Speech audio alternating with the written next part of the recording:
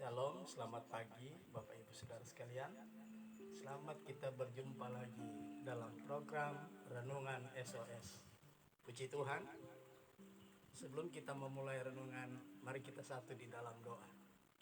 Bapa di surga, Bapa yang kami sembah dalam nama Yesus. Pagi yang indah ini Tuhan, kami datang kepadamu, kami mengucap syukur kalau kami boleh kembali berada di hadirat-Mu. Terima kasih Tuhan, terima kasih. Juga kami mengucap syukur buat perlindungan Tuhan, pemeliharaan Tuhan di sepanjang malam, di mana Engkau menjaga kami seperti menjaga biji matamu. Dan terlebih Tuhan, kami mengucap syukur pagi yang indah ini kembali Engkau boleh bangunkan kami dengan keadaan roh, jiwa, dan tubuh yang diberkati oleh Tuhan. Terima kasih Bapa. Terima kasih Tuhan. Mari Roh Kudus, Engkau tolong kami, biar kiranya Tuhan kami boleh menangkap pesan-pesan Tuhan. Engkau boleh memberikan kami pengertian-pengertian sehingga kami Tuhan diberkati melalui renungan firman-Mu di pagi yang indah ini. Terima kasih Bapa. Di dalam berkat nama Yesus Tuhan dan Raja kami berdoa dan mengucap syukur kepadamu. Haleluya. Amin. Puji Tuhan Bapak Ibu Saudara sekalian. Kita akan membaca nas pokok kita yang terambil dari 1 Korintus 1 ayatnya yang ke-18. 1 Korintus 1 yang ke-18, demikian bunyi firman Tuhan.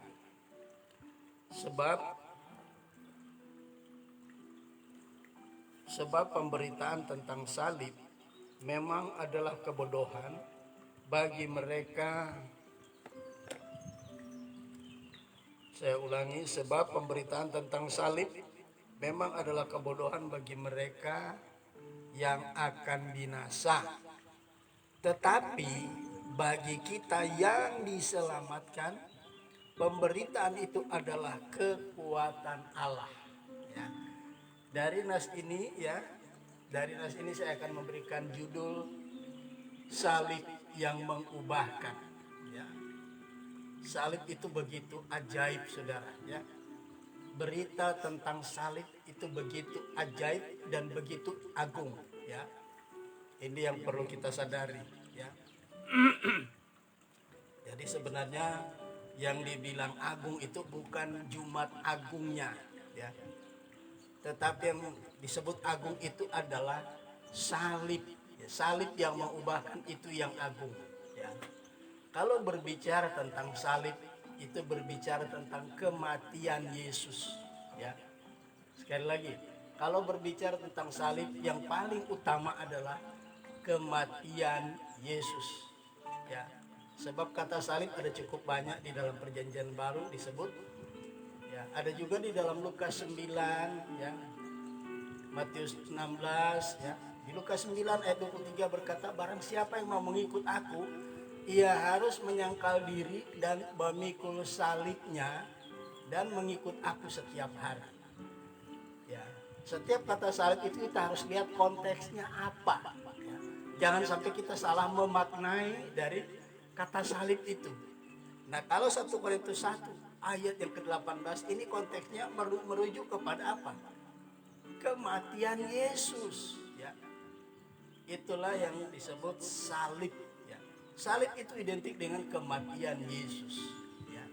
Menyatakan Yesus mati di kayu salib itu. Nah, saudaraku, dari nas pokok ini saya memberikan judul adalah salib yang mengubahkan, ya.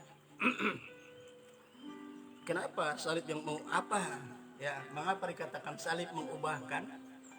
Mari kita lihat hal-hal yang perlu kita perhatikan. Bagian pertama, ya.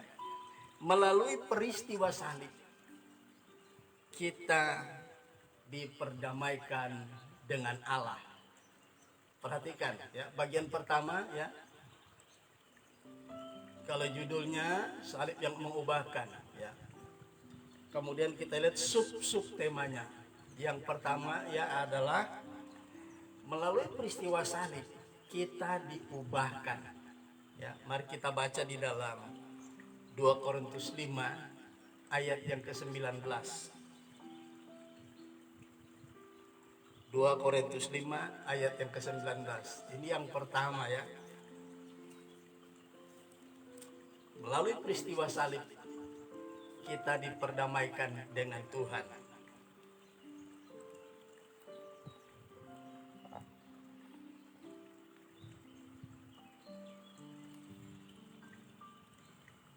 Dua Korintus 5 ayat 21 bagian A saya akan bacakan. Dia yang tidak mengenal dosa, ya, yaitu Yesus, dia yang tidak mengenal dosa telah dibuatnya menjadi dosa karena kita. Saudaraku yang kekasih,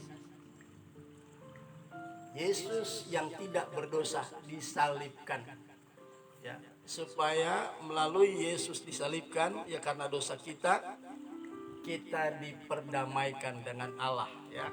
Dia yang tidak mengenal dosa telah dibuatnya menjadi dosa, ya.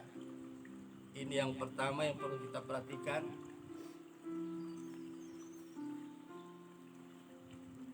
Jadi yang pertama, salib, melalui peristiwa salib memperdamaikan kita dengan Allah, ya. Saudaraku yang kekasih, melalui peristiwa salib itu, ya, kita diperdamaikan dengan Allah. Siapa kita sebelum diperdamaikan oleh Allah? Ya, diperdamaikan dengan Allah melalui pengorbanan Yesus. Mari kita lihat di dalam Roma pasal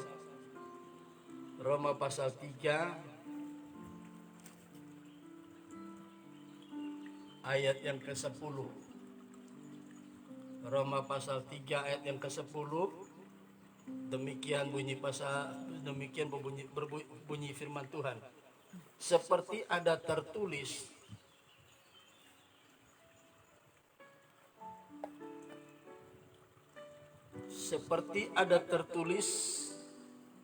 tidak ada yang benar seorang pun tidak.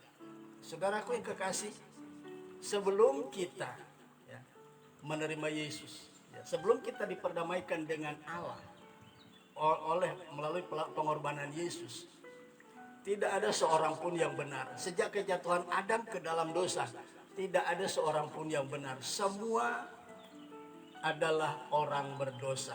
Ya. Melalui pengorbanan Yesus, ketika kita percaya, ya, peristiwa salib itu membenarkan kita. Ya. Status kita yang lama, kita di dalam orang yang berdosa, saudara.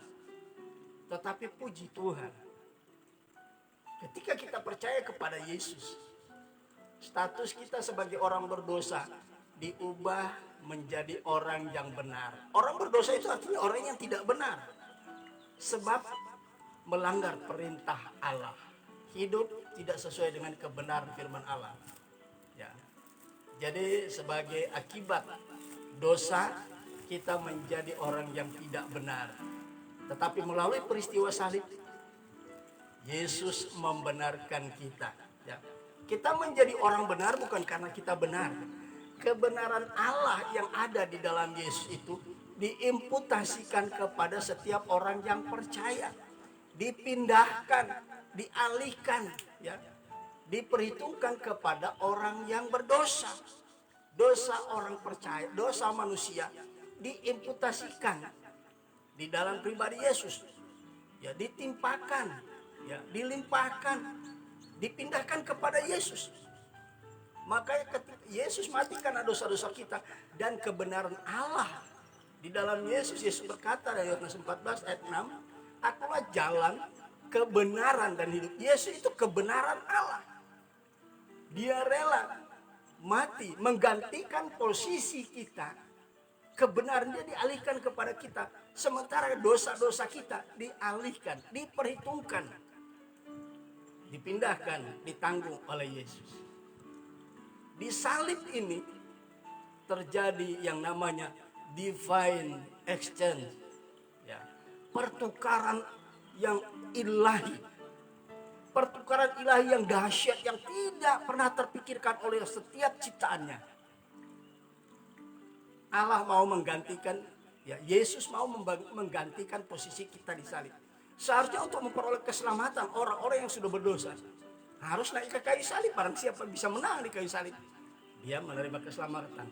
Ya, kira-kira seperti itu. Tapi mengapa Yesus harus menggantikan posisi kita? Sebab tidak ada seorang pun yang bisa mati di kayu salib, ya, untuk menghapuskan dosa-dosanya. Dan memang tidak ada darah apapun, termasuk darah binatang, darah hewan yang dikorbankan pada setiap Paskah yang dilakukan di Israel. Itu cuma simbolisasi. Darah domba selama 1500 tahun yang dikorbankan oleh orang Israel dalam menjalankan Paskah itu cuma menutupi dosa, bukan menghapus dosa. Tetapi darah Yesus itu darah yang ajaib, menghapuskan dosa. Ya. Kalau saya mau berbicara tentang tabut Tuhan yang ada di kemah tabernakel, ya, hari raya pendamaian setiap tahun yang dilakukan pada bangsa Israel tetap terlalu panjang. Ya, sebab itu semua simbolik dan bersifat nubuatan yang berlaku, yang secara eskatologis akan merujuk kepada kematian Yesus. Ya, ini yang perlu kita sadari saudaraku. Ya, jadi di salib itu terjadi pertukaran ilahi, divine exchange. Ya, Yesus menggantikan posisi kita yang harus mati di atas kayu salib. Jadi kita dibenarkan menjadi orang benar bukan karena kita benar. Kebenaran Yesus dialihkan kepada setiap orang yang percaya kepada Yesus. Dan Yesus menjadi korban untuk pendamaian kita dengan Allah. Inisiatif untuk membenarkan kita itu bukan datang dari kita, tapi datang dari Allah. Maka Yesuslah menjadi korban pengganti kita. Dia dijadikan berdosa, mati karena dosa kita, dan kebenaran Allah diimputasikan kepada kita. Maka kita mendapatkan status yang baru sebagai orang yang benar di hadapan Allah. Ya, itu peristiwa salib yang mengubahkan. Yang pertama yang ada di dalam hidup kita, yang terjadi dalam setiap orang percaya ketika kita percaya. Yang kedua, ya, peristiwa salib itu bagian B dari ayat yang ke 2 Korintus 5 ayat 21 tadi. Ya, mari kita lihat kembali 2 Korintus 5 ayat 21, ya. 2 Korintus 5 ayat yang ke-21.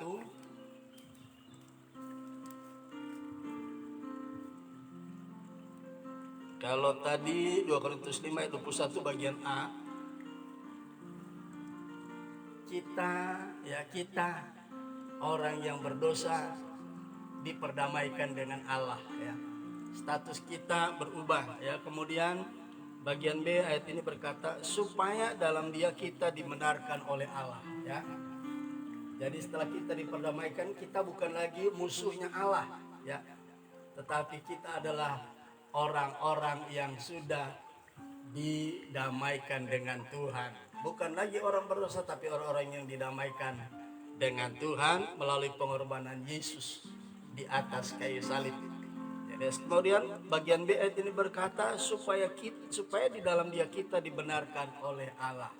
Ya, saudaraku, status kita yang kedua adalah sebagai orang yang benar. Tadi kita orang yang sudah didamaikan dengan Allah, ya. Dan di dalam Matius pasal 5 di sana dikatakan kita adalah pembawa damai, ya. Kita harus membawa berita damai kemanapun kita pergi dan berada, ya. Di dalam Yesus hanya ada kedamaian, ya. Ada lagu yang berkata, kalau ku cari damai hanya ku dapat dalam Yesus. Kalau ku cari ketenangan hanya ku temui di dalam Yesus. Tak satu pun dapat menghiburku, tak seorang pun dapat menolongku. Hanya Yesus jawaban hidupku. Haleluya. Jadi saudaraku, kita sekarang menjadi orang-orang yang sudah didamaikan dengan Allah. Haleluya. Yang kedua, kita adalah orang-orang, ya, yang sudah mendapatkan status yang baru, ya, yaitu orang yang benar atau orang yang dibenarkan Allah, ya. Nah, itu sebabnya kita harus semakin hari tetap kita melakukan kebenaran firman Allah supaya kita tetap menjadi orang yang benar di hadapan Allah. Kemudian peristiwa salib yang ketiga, ya, yang mengubahkan kita adalah, ya, kita baca di dalam Ibrani pasal yang ke-10 ayat yang ke-10, ya. Peristiwa salib yang ketiga yang mengubahkan orang-orang yang sudah percaya kepada Yesus adalah, ya, Ibrani 10 ayat yang ke-10. Demikian bunyi firman Allah. Dan karena kehendaknya inilah kita telah dikuduskan sekali untuk selama-lamanya oleh persembahan tubuh Yesus Kristus. Perhatikan. Dan karena kehendaknya inilah, ya, dan karena kehendaknya inilah, ya, kita telah perhatikan, dan ini kehendak Allah, ya, kita menjadi orang yang kudus. Tadinya kita orang berdosa, ya, tidak ada kebenaran di dalamnya, ya. Melalui peristiwa salib, barang siapa yang percaya, ia telah dikuduskan, ya, dan satu kali untuk selama-lamanya oleh persembahan tubuh Yesus Kristus. Saudaraku, status baru yang kita peroleh bukan hanya kita sebagai orang benar di hadapan Allah, tetapi kita adalah orang-orang kudus di hadapan Allah, ya. Dan Tuhan menguduskan kita tidak berulang-ulang. Ada seringkali orang kalau mau berdosa, Tuhan kuduskanlah kami. Ini satu pemahaman yang keliru, saudara. Ibrani 10 ayat 10 jelas mengatakan, ketika kita percaya, kita punya status diubahkan dari orang yang tidak benar menjadi orang yang benar, dari orang yang tidak kudus, orang berdosa menjadi orang yang kudus. Status kita yang lama diubahkan, mendapatkan status yang baru. Kita adalah orang kudus. Sampai kapanpun kita orang kudus. Jadi kalau saudara berdoa, jangan saudara bilang, Tuhan kuduskanlah kami orang berdosa. Itu keliru. Itu keliru. Firman Allah mengajarkan, ketika kita percaya, kita mendapatkan status yang baru. Apa itu? Ya, tentu semuanya terjadi melalui satu proses yang namanya born again. Dilahirkan kembali oleh Roh Kudus. Status kita berubah dari orang yang tidak benar jadi orang yang benar. Dari orang berdosa menjadi orang yang kudus.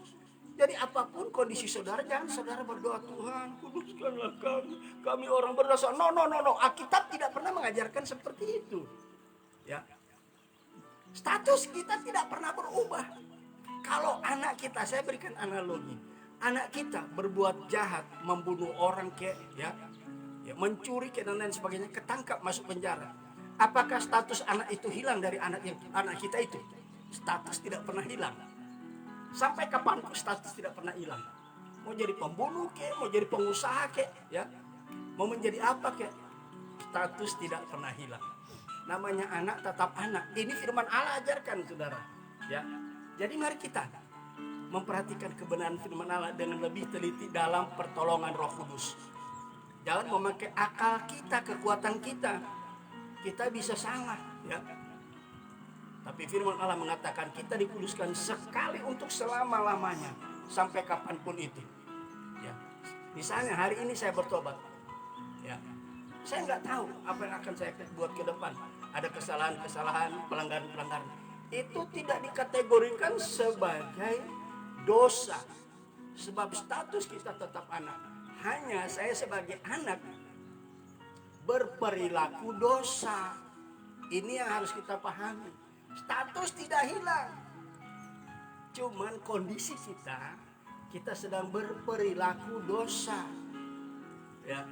Tapi tidak itu mempengaruhi status. Status tetap status, anak tetap anak. Kita orang benar tetap orang benar, ya. Memang bertolak belakang sudut pandang Alkitab dengan sudut pandang manusia. Ketika kita melakukan pelanggaran, kita disebut orang yang jahat dan sebagainya. Bukan, saudara, ya. Dan itu tidak dikategorikan dosa. Status tidak mengubah. Ya, dosa tidak mengubah, kejahatan tidak mengubah status kita. Kita tetap sebagai orang yang benar di hadapan Allah, orang yang kudus di hadapan Allah. Cuma pelanggaran-pelanggaran yang kita lakukan itu menunjukkan bahwa orang benar, orang kudus sedang berperilaku dosa. Harus kita pilih dan harus kita bedakan. Itu yang ketiga, saudaraku ya. Kalau saya mengajar, saya akan lebih detail dan itu memakan durasi waktu yang panjang. Karena sifatnya renungan, maka durasi terbatas, saudaraku ya. Jadi status kita orang benar, status kita orang kudus tidak perlu kita ragukan, sebab itu jaminan firman Allah. Ya. Nah, kemudian kita lihat yang terakhir ya, bagian pertama ini. Peristiwa salib mengubahkan apa, saudara?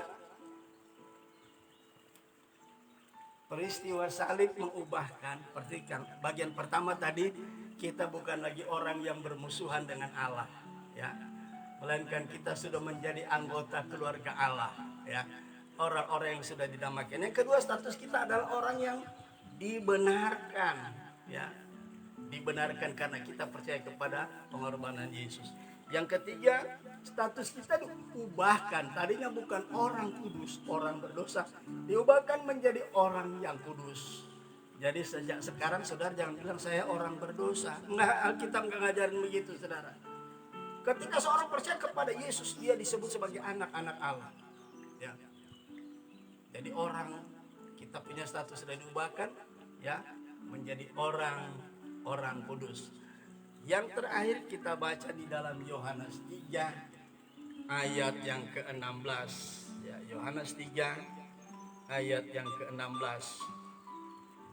Ini ayat-ayat hafalan, saudaraku ya. Anak-anak sekolah minggu pun tahu, bisa menghafal di luar kepala. Yohanes 3 ayat yang ke-16, demikian bunyi firman Tuhan. Karena begitu besar kasih Allah akan dunia ini, sehingga ia telah mengaruniakan anaknya yang tunggal, supaya setiap orang yang percaya kepadanya tidak binasa, melainkan beroleh hidup yang kekal. Peristiwa salib, ya, yang mengubahkan hidup kita. Kita tadinya orang-orang kebinasaan, menjadi orang-orang yang memperoleh hidup yang kekal. Kita diselamatkan. Melalui peristiwa salib kita diselamatkan. Siapa yang percaya? Sebagai orang percaya, jaminan keselamatan sudah pasti di dalam Tuhan. Ya, di akhir nanti, saudara, ya, di akhir zaman nanti biasa orang bilang pada hari kiamat ada dua tempat yang sifatnya sama kekal. Satu, sorga, itu tempat kehidupan orang-orang yang sudah diselamatkan dan hidup kekal di sorga. Tetapi orang yang tidak percaya, tidak diselamatkan, mereka itu hidup kekal juga, tetapi menderita selama-lamanya di dalam neraka. Ada anak sekolah minggu punya lagu, saudara. Di dalam dunia ada dua jalan, lebar dan sempit. Mana kau pilih? Yang lebar api, jiwamu mati, tapi yang sempit jiwa berglori. Jiwa berglori, selamat kekal buat selama-lamanya. Jadi peristiwa salib mengubahkan ada 4 hal. Kita didamaikan, didamaikan dengan Allah. Yang kedua, kita dibenarkan oleh Allah. Yang ketiga, kita dikuduskan oleh Allah. Dan yang keempat, kita diselamatkan melalui peristiwa salib yang agung itu. Ya, peristiwa salib itu peristiwa yang agung. Salib adalah mengubah hidup kita. Ya, ada lagu yang berkata, tapi lagu itu sudah lama, saudara ya. Lagu itu bagian akhir berkata, sebab salib mengubah hidupku. Hidup yang putus asa tak berarti. jalan dengan tanpa harapan. Haleluya. Dan pada bagian akhir, bait terakhir ayat itu berkata, sebab salib mengubah hidupku. Amin, saudara. Salib yang mengubahkan hidup kita. Hidup yang berputus asa, begitu terima Yesus, hidup berpengharapan. Ya, hidup kita diselamatkan oleh Tuhan karena salib mengubah hidup kita. Puji Tuhan, Tuhan Yesus memberkati. Kita akan masuk kita akan dengarkan satu pujian sebelum kita akhiri renungan ini. Puji Tuhan.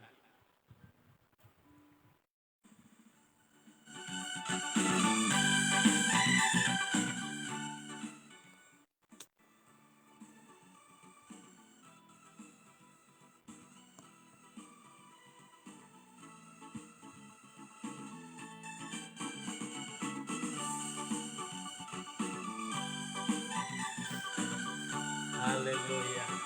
Mari kita nyanyi buat Tuhan. Haleluya. Begitu besar kasih Allah pada kita.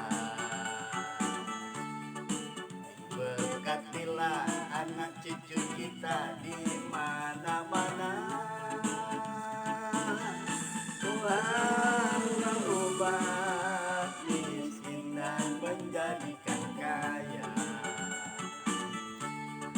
Dia merendahkan dan meninggikan juga. Berbahagialah bagi orang yang percaya. Anak cucunya pasti tidak akan meminta-minta, karena Allah menggenapi firman-Nya. Tiada yang mustahil bagi orang percaya. Haleluya. Saudaraku, kita adalah orang-orang yang berbahagia. Mengapa? Salib mengubah hidup kita. Ya, peristiwa salib yang mengubahkan kita sudah dengarkan tadi. Pertama, kita orang-orang yang sudah didamaikan dengan Tuhan. Yang kedua, kita orang yang sudah dibenarkan oleh Tuhan. Yang ketiga, kita orang-orang yang sudah dikuduskan oleh Tuhan. Yang keempat, kita adalah orang-orang yang sudah diselamatkan. Maka kita harus berbahagia, saudara. Kita harus bersukacita. Amin. Haleluya. Begitu besar kasih Allah pada kita. Diberkatilah anak cucu kita di mana-mana. Tuhan mengubah miskin dan menjadikan kaya. Dia merendahkan dan meninggikan juga. Berbahagialah bagi orang yang percaya. Anak cucunya pasti tidak akan meminta-minta, karena Allah menggenapi firman-Nya. Tiada yang mustahil bagi orang percaya. Berbahagialah bagi orang yang percaya. Anak cucunya pasti tidak akan meminta-minta, karena Allah menggenapi firman-Nya. Tiada yang mustahil bagi orang percaya. Tiada yang mustahil bagi orang percaya. Haleluya. Puji kita satu di dalam doa. Bapa di surga, Bapa yang kami sembah dalam nama Yesus, terima kasih Tuhan. Kalau hari ini kami boleh menyadari bahwa kami orang-orang yang sudah didamaikan oleh Tuhan. Kami orang-orang yang sudah dibenarkan oleh Tuhan. Kami orang-orang yang sudah dikuduskan oleh Tuhan. Dan kami adalah orang-orang yang sudah diselamatkan untuk memperoleh hidup yang kekal. Terima kasih Bapa. Menerangkan firman-Mu dalam hati kami. Bahkan mari Tuhan Roh Kudus memampukan kami mengaplikasikan kebenaran ini dalam hidup kami hari lepas hari. Khususnya pada hari ini sampai seberapa lama Tuhan kami hidup di dalam dunia ini. Terima kasih Bapa, terima kasih Tuhan. Inilah yang menjadi doa dan ucapan syukur kami kepadamu di dalam berkat nama Yesus Tuhan dan Raja kami. Haleluya, haleluya. Amin. Puji Tuhan. Tuhan Yesus memberkati. Selamat memperingati hari Paskah kematian Yesus Kristus. Tuhan memberkati. Shalom.